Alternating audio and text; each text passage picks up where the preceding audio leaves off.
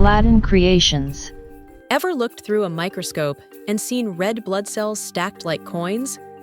That's not an accident. That's Rouleaux formation. But what causes it? What does it mean in a blood test? And why should you care as a future lab scientist? Let's uncover the story inside the smear. What is Rouleaux formation? Rouleaux formation is a phenomenon where red blood cells appear stacked together in a linear or chain-like arrangement, resembling a stack of coins. It's not an abnormal shape of the cell itself, but rather how they're arranged on the slide. These stacks can be seen under a microscope when preparing peripheral blood smears or wet preparations. Why does Rouleaux happen? The major reason for Rouleaux formation is an increase in plasma proteins, especially fibrinogen and immunoglobulins. These proteins reduce the natural repulsive forces between RBC membranes, allowing them to stick together.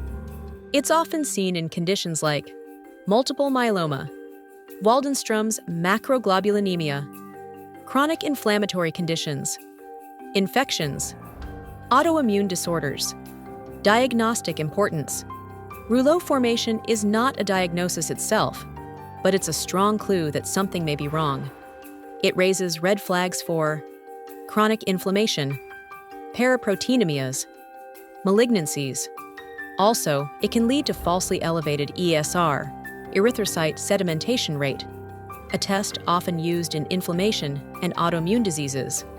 Lab observation tips. To observe Rouleaux clearly, use a well-prepared smear with proper staining. Look for RBCs in chains rather than clusters. Remember, true Rouleaux disperses when you dilute the sample with saline.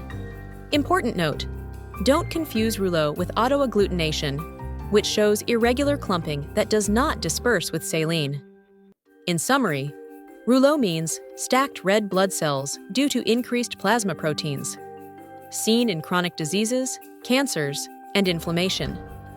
It can mislead results like ESR.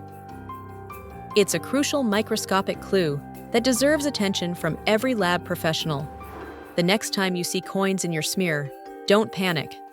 It's Rouleaux, and it could be the key to diagnosing serious conditions. Like, subscribe, and drop a comment if you've seen Rouleaux in your lab. Stay curious, stay microscopic,